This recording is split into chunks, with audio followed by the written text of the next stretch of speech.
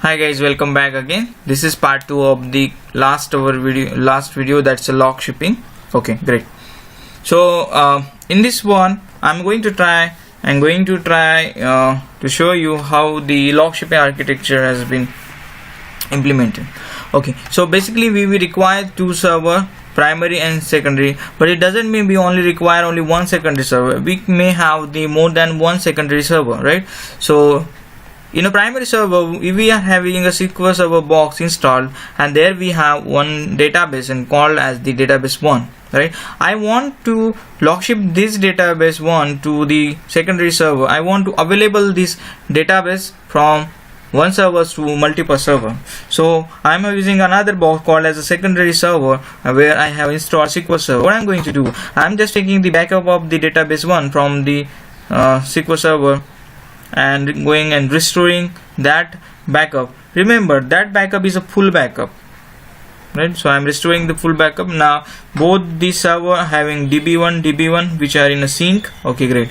Now in log shipping we have to deal with the jobs, and log shipping always be done through the jobs, SQL agent jobs. So basically 3 jobs required. The first job is the backup job, and this backup job is always present on the primary server. What is the use of this job? Basically what this job perform, this job is for taking the periodically transaction backup. This backup job takes the backup of the db1 transactional log backup periodically. We have to schedule the period.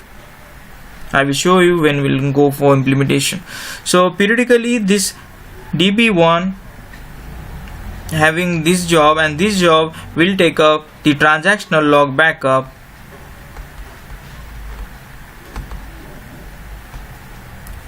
and when the backup has been done successfully, it will keep that backup in the backup location, right? Oh yes.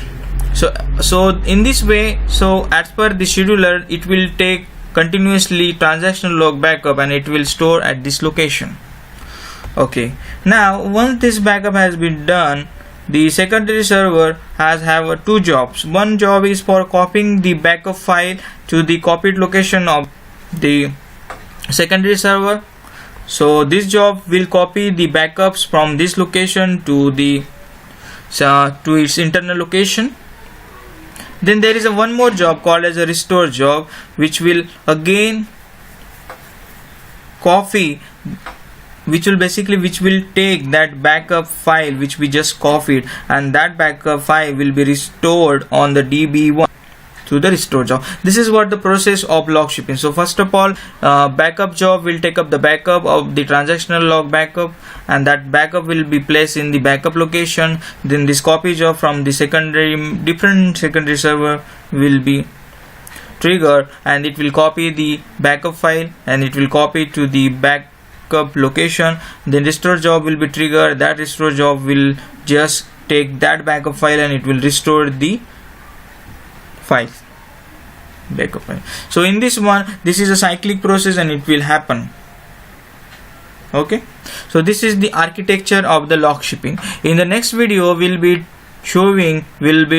seeing how we can implement the log shipping with a database 1. Thanks for watching. Have a great day.